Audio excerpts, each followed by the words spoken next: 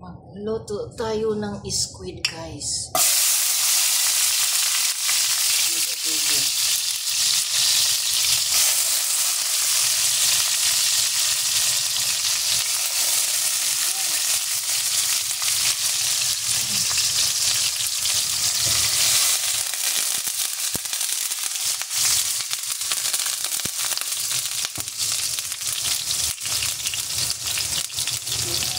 Squid adobo.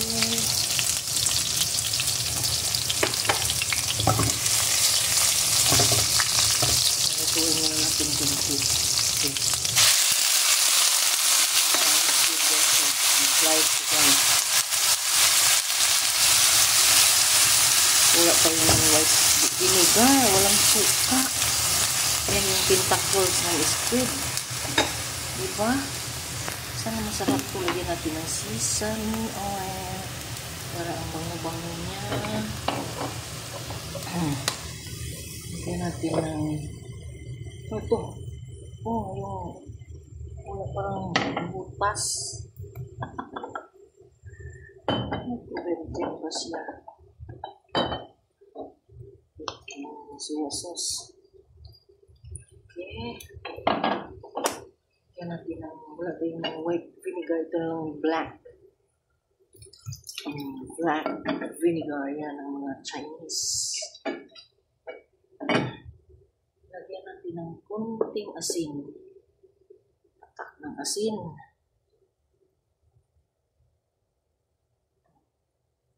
Kunti lang.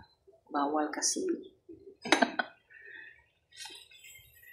Ayan. Bakit iba yung ano niya, yung meat ng tentacles? Parang yung fresco. Hindi kasi siya fresco, guys. Frozen. Hindi siya masyado masarap. So, lagyan natin ng kunting oil. Pag tayo mag-adobo ng squid, lagyan ng kunting oil. Ganyan ako mag-adobo. Ganyan ako mag-adobo. Kain ba kayo? Siguro tigas ito, guys. Okay? Let's try.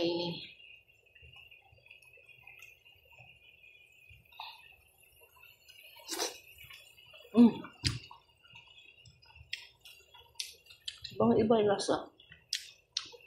Bakit iba?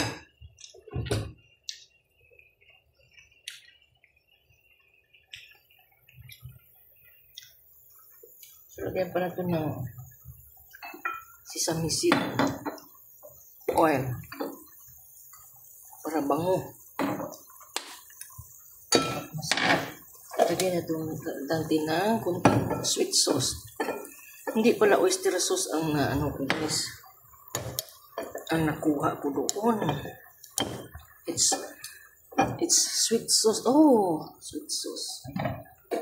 Kala ko oyster sauce ito.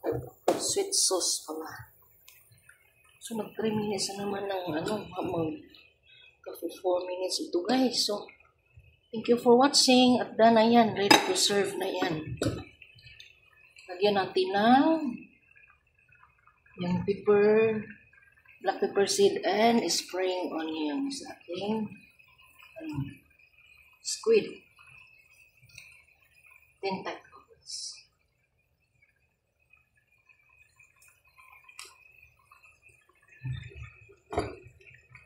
Ready to serve na yung ating squid. Ito yung squid niya, guys. Oh, na-size ko siya, guys. Hindi yung malaki. Okay. Thank you for watching. Squid tentacles. Ang cooking adobo squid tentacles.